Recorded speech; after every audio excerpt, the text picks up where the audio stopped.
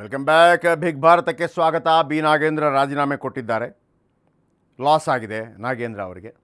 ಆದರೆ ನಾನು ಹೇಳಿದ್ನಲ್ಲ, ಒಬ್ಬರ ಲಾಸ್ ಮತ್ತೊಬ್ಬರಿಗೆ ಲಾಭ. ಹಾಗಾಗಿ ಬಿ ಜೆ ಪಿ ನಾಯಕರು ನಾಗೇಂದ್ರ ರಾಜೀನಾಮೆಗೆ ಹೋರಾಟ ಮಾಡಿದ್ರು, ಈಗ ರಾಜೀನಾಮೆ ಕೊಟ್ಟಿದ್ದಾರೆ. ಆದರೆ ಕಾಂಗ್ರೆಸ್ನಲ್ಲಿ ನಾಗೇಂದ್ರಗೆ ಲಾಸ್ ಆಗಿದೆ. ಕೆಲವರು ಹಾಡಾಡ್ತಾ ಇರ್ಬೋದು ಮನಸ್ಸೊಳಗೆ, ಲಾಸ್ ನಿಂದು ಲಾಭ ನಂದು, ಅಲ್ವಾ? ರಾಜೀನಾಮೆ ಕೊಟ್ಟರೆ ಮತ್ತೊಬ್ಬ ಬರಬೇಕಲ್ಲ, ಲಾಸ್ ನಿಂದು ಲಾಭ ನಂದು. ಯಾರು? ನಾಗೇಂದ್ರ ಪಟ್ಟತ್ಯಾಗ ಮಾಡಿರೋದ್ರಿಂದ ಮಂತ್ರಿ ಆಗೋ ಲೆಕ್ಕಾಚಾರ ಹಾಕಿರೋ ಲಿಸ್ಟ್ ಭಾಳ ದೊಡ್ಡದಿದೆ. ನಾನು ನಾನು ನಾನು ನಾನು ನಾನು ನಾನು ಬನ್ನಿ, ಯಾರೆಲ್ಲ ಇದ್ದಾರೆ ಲಿಸ್ಟಲ್ಲಿ ನೋಡ್ಕೊಂಬರೋಣ. ನಾಗೇಂದ್ರ ರಾಜೀನಾಮೆ, ಮುಂದೆ ಯಾರಿಗೆ ಚಾನ್ಸ್? ಎಸ್ಟಿ ಶಾಸಕರಲ್ಲೇ ಮಂತ್ರಿಯಾಗಲು ಪೈಪೋಟಿ.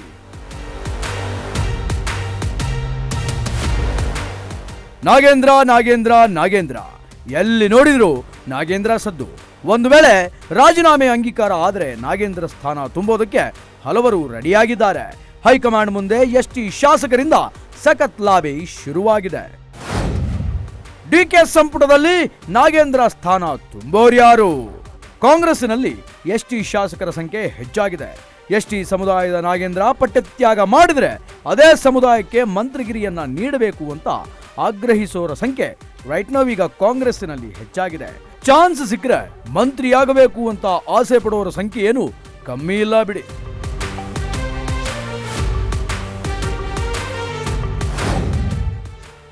ನಾಗೇಂದ್ರ ಸ್ಥಾನ ತುಂಬೋದ್ಯಾರು? ಅನ್ನಪೂರ್ಣ ತುಕಾರಾಂ, ಸಂಡೂರು ವಿಧಾನಸಭಾ ಕ್ಷೇತ್ರ. ಜಿಎನ್ ಗಣೇಶ್, ಕಂಪಲಿ ವಿಧಾನಸಭಾ ಕ್ಷೇತ್ರ. ಅನಿಲ್ ಚಿಕ್ಕಮಾದು, ಹೆಗ್ಗಡದೇವನಕೋಟೆ ವಿಧಾನಸಭಾ ಕ್ಷೇತ್ರ. ಕೆಎನ್ ರಾಜಣ್ಣ, ಮಧುಗಿರಿ ವಿಧಾನಸಭಾ ಕ್ಷೇತ್ರ. ಬಿ ದೇವೇಂದ್ರಪ್ಪ, ಜಗಳೂರು ವಿಧಾನಸಭಾ ಕ್ಷೇತ್ರ. ಎನ್ವೈ ಗೋಪಾಲಕೃಷ್ಣ, ಮೊಳಕಾಲಮೂರು ವಿಧಾನಸಭಾ ಕ್ಷೇತ್ರ. ಬಸವನಗೌಡ ದದ್ದಲ್, ರಾಯಚೂರು ಗ್ರಾಮೀಣ ವಿಧಾನಸಭಾ ಕ್ಷೇತ್ರ. ಡಿಕೆ ಶಿವಕುಮಾರ್ ಸಂಪುಟವನ್ನ ಸೇರಲು ಕಾಯ್ತಾ ಇರೋರ ಸಂಖ್ಯೆ ಕಮ್ಮಿ ಏನೂ ಇಲ್ಲ ಬಿಡಿ. ಆದ್ರೆ ಯಾರಿಗೆ ಚಾನ್ಸ್ ಸಿಗುತ್ತೆ ಅನ್ನೋದನ್ನ ನಾವು ಮತ್ತು ನೀವು ಕಾದ್ ನೋಡಬೇಕಾಗಿದೆ. Political bureau, Ashwavega news, Bengaluru. Nagendra ಕೆಲವರು ಮಂತ್ರಿ ಆಗೋದೇ ಕಷ್ಟ. ಇವರು ಪಾಪ ಕಳೆದ ಬಾರಿ ಕೂಡ ಮಂತ್ರಿ ಆದರು, ಈ ಬಾರಿ ಕೂಡ ಮಂತ್ರಿ ಆದರು. ಆದರೆ ನಾಗೇಂದ್ರ ಅವರ ಬ್ಯಾಡ್ ಲಕ್ಕೇ ಖರಾಬಿದೆ. ಗುಡ್ ಲಕ್ ಅಂತಿಲ್ಲ, ಬ್ಯಾಡ್ ಲಕ್ ಹೆಂಗಿದೆ ಅಂದರೆ ಬ್ಯಾಡ್ ಲಕ್ಕೇ ಖರಾಬು. ಕಾಂಗ್ರೆಸ್ನ ಅತ್ಯಂತ ನತದೃಷ್ಟ ನಾಯಕನೇ ಬಿ ನಾಗೇಂದ್ರ, ಅದರಲ್ಲಿ ಎರಡು ಮಾತಿಲ್ಲ. ಎರಡು ಬಾರಿ ಪಾಪ, ಆಮೇಲೆ ಒಂದೇ ಕಾರಣಕ್ಕೆ 2 ಬಾರಿ ರಾಜೀನಾಮೆ. ನಾಗೇಂದ್ರ ಪಾಲಿಗೆ ವಾಲ್ಮೀಕಿ ಹಗರಣವೇ ಮುಳುವಾಯಿತು. ಸಿದ್ದು ಸಂಪುಟದಲ್ಲಿ 1 ವರ್ಷ 10 ದಿನ ಮಂತ್ರಿಯಾಗಿದ್ದರು ನಾಗೇಂದ್ರ, 375 ದಿವಸ. ಈ ಬಾರಿ 25 ದಿನಕ್ಕೆ ಸಚಿವ ಸ್ಥಾನಕ್ಕೆ ರಾಜೀನಾಮೆ, ಅಂದರೆ ಒಟ್ಟಾರೆ 400 ಡೇಸ್, 400 ದಿವಸ ಮಂತ್ರಿ ಆಗಿದ್ದರು. ತಕ್ಷಣವೇ CM ರಾಜೀನಾಮೆ ಪತ್ರ ಕೊಟ್ಟರಂತೆ ಬಿ ನಾಗೇಂದ್ರ. ಹಿಂಗಾದರೆ ನಾನು ರಾಜೀನಾಮೆ ಕೊಡ್ತೀನಿ ಅಂತ ಹೇಳಿದ್ರಂತೆ. ಆದರೆ ಇದುವರೆಗೂ ರಾಜೀನಾಮೆ ಅಂಗೀಕರಿಸಿರಲಿಲ್ಲ ಮುಖ್ಯಮಂತ್ರಿ. ಆದರೆ ಕೊನೆಗೂ ರಾಜೀನಾಮೆ ಕೊಟ್ಟರು. ನಾವು ರೆಡಿ ಮಾಡಿಕೊಂಡಿದ್ವಿ ಯಾವುದೇ ಕ್ಷಣದಲ್ಲಿ ನಾಗೇಂದ್ರ ರಾಜೀನಾಮೆ ಅಂಗೀಕಾರ ಅಂಥೇಳಿ, ಬಟ್ ಈಗ ಅಂಗೀಕಾರ ಕೊಟ್ಟಿದ್ದಾರೆ. ಬಿ ನಾಗೇಂದ್ರ ಎಷ್ಟು ನತದೃಷ್ಟರೋ ಅಷ್ಟೇ ಅದೃಷ್ಟವಂತರು ಕೂಡ. ಒಂದು ಚಾನ್ಸ್ ಇದೆ ಇಲ್ಲಿ. ಒಂದು ವೇಳೆ ಈಗ ಹೆಂಗಿದೆ ಅಂತಂದರೆ, ಕೆಲವರಿಗೆ ಚಾನ್ಸ್ ಮಿಸ್ ಆಗಿಬಿಟ್ರೆ ಮತ್ತೆ ಅವಕಾಶ ಇಲ್ಲ. ಚಾನ್ಸ್ ಮಿಸ್ ಹೋಯ್ತು, ಟ್ರೈನ್ ಹೋಗ್ಬಿಡ್ತು, ಆಮೇಲೆ ನೀವು ಓಡಿ ಪ್ರಯೋಜನ ಇಲ್ಲ, ಗೊತ್ತಾಯ್ತಲ್ಲ. ಬಟ್ ಇವ್ರದ್ದು ಹಂಗಲ್ಲ. ಇವ್ರಿಗೆ 2 ಆಪ್ಷನ್ ಇದೆ. ಒಂದೇನು, ಈಗ ಕೇಸ್ ಕೋರ್ಟಲ್ಲಿದೆ, ಅದು ಅಧಿಕಾರಿಗಳಿಗೆ ತೊಂದರೆ ಆಗುತ್ತೋ ಇವರಿಗೆ ತೊಂದರೆ ಆಗುತ್ತೋ ನನಗೊಂದು ಡೌಟ್ ಇದೆ. ಅಂದರೆ ಇಲ್ಲಿ ಏನು ಅಂತಂದರೆ, ಆ ಇಲಾಖೆಯಿಂದ ದುಡ್ಡು ಹೋಗಿರೋದು ನಿಜ, ಅದನ್ನು ಸ್ವತಃ ಆಗಿನ ಮುಖ್ಯಮಂತ್ರಿ ಆಗಿದ್ದಂತಹ ಸಿದ್ದರಾಮಯ್ಯನವರು ಹೇಳಿದ್ದು ನಿಜ. 187 ಅಲ್ಲ 157 ಕೋಟಿ ಅಂತೆಲ್ಲ ಹೇಳಿದ್ದಾರೆ. ಅದು ರೆಕಾರ್ಡ್, ಆನ್ ರೆಕಾರ್ಡ್. ಅಂದರೆ ದುಡ್ಡಲ್ಲಿಂದ ಹೋಗಿದೆ ಹೊರಗೆ, ಹೋದ ದುಡ್ಡು ವಾಪಸ್ ಕೂಡ ಬಂದಿದೆ. ಚಂದ್ರಶೇಖರಯ್ಯ ಮಿನಿಸ್ಟರ್ ಅಂತ ಬರೆದಿದ್ದಾರೆ, ಮಿನಿಸ್ಟರು ಅವರು ಇವರೇ ಕೆಲವರ ಹೆಸರು ಬರೆದಿದ್ದಾರೆ. ನಾನು ಹೇಳ್ತಿರೋದು ಐ ಡೋಂಟ್ ನೋ, ಒಂದು ಏನು ಊಹಾಪೋಹ ಅಂತ ಅಂದ್ಕೊಳ್ಳಿ. ಮುಡಾ ಹಗರಣ ಆದಾಗ ನಾನೊಂದು ಮಾತು ಹೇಳಿದ್ದೆ. ಏನಪ್ಪ ಅಂತಂದರೆ, ಎಲ್ಲ ಇಡೀ ಮಾಧ್ಯಮ ಮಾತಾಡಿತ್ತು, ಸಿದ್ದರಾಮಯ್ಯನವರು ರಾಜೀನಾಮೆ ಕೊಡ್ತಾರೆ, ಸಿದ್ದರಾಮಯ್ಯನವರು ಅಧಿಕಾರ ದುರ್ಬಳಕೆ ಆರೋಪ ಬಂದೇ ಬರುತ್ತೆ. ನಾನೊಂದು ಮಾತು ಹೇಳಿದ್ದೆ ಆಗ ಮಾಧ್ಯಮದಲ್ಲಿ. ಅದೇನಪ್ಪ ಅಂತಂದರೆ, ನೋಡಿ, ಸಿದ್ದರಾಮಯ್ಯನ ಅಳಿಯನೋ ವಾಟ್ ಎವರ್ ಮೇ ಬಿ, ಅವರ ಅಕ್ಕಪಕ್ಕದವರು ಯಾರೋ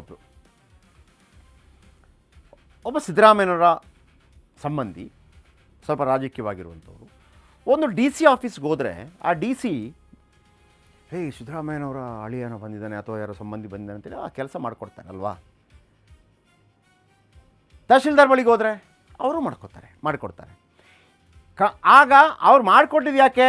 ಸಿದ್ದರಾಮಯ್ಯನವರ ಆಪ್ತ ಅಂತ ಮಾಡಿಕೊಟ್ಟಿರ್ತಾರೆ. ಆದರೆ ಕಾನೂನೇನು ಕೇಳುತ್ತೆ? ಸಿದ್ದರಾಮಯ್ಯನವ್ರು ಫೋನ್ ಮಾಡಿ ಹೇಳಿದ್ರಾ? ಇಲ್ಲ. ಸಿದ್ದರಾಮಯ್ಯನವ್ರು ಪತ್ರ ಬರೆದಿದ್ರಾ? ಇಲ್ಲ. ಹಾಗಿದ್ರೆ ಅಧಿಕಾರ ದುರುಪಯೋಗ ಆಗಲಿಲ್ಲ. ಅಧಿಕಾರ ದುರುಪಯೋಗ ಆಗಿದೆ, ನೀವು ಹೆದರ್ಬಿಟ್ಟು ಮಾಡಿದ್ದೀರಿ, ಸೊ ನಿಮಗೆ ತೊಂದರೆ ಅಂತೇಳಿ ಅಲ್ಲಿಯ ಡಿ ಸಿಗೂ ಆಗಿತ್ತು, ಆಮೇಲೆ ತಹಶೀಲ್ದಾರ್ಗೂ ಆಗಿತ್ತು, ಆಮೇಲೆ ಅಲ್ಲಿಯ ಮೂಡಾದು. ನನಗನ್ಸುತ್ತೆ ಈಗ ಒಂದು ವೇಳೆ ನಾಗೇಂದ್ರ ಅವರ ಪಾತ್ರವೇ ಇದೆ, ಅವರೇ ಮಾಡಿದ್ದಾರೆ ಅನ್ನುವಂಥದ್ದು ಏನಾದರೂ ಬಂದರೆ ಇವರಿಗೆ ಶಿಕ್ಷೆ ಆಗ್ಬೋದು. ಇಲ್ಲದಿದ್ದರೆ ಅಧಿಕಾರಿಗಳಿಗೆ ಶಿಕ್ಷೆ ಆಗಿ ನಾಗೇಂದ್ರ ಪಾರಾಗಬಹುದು. ಆದರೆ ಗೊತ್ತಿಲ್ಲ.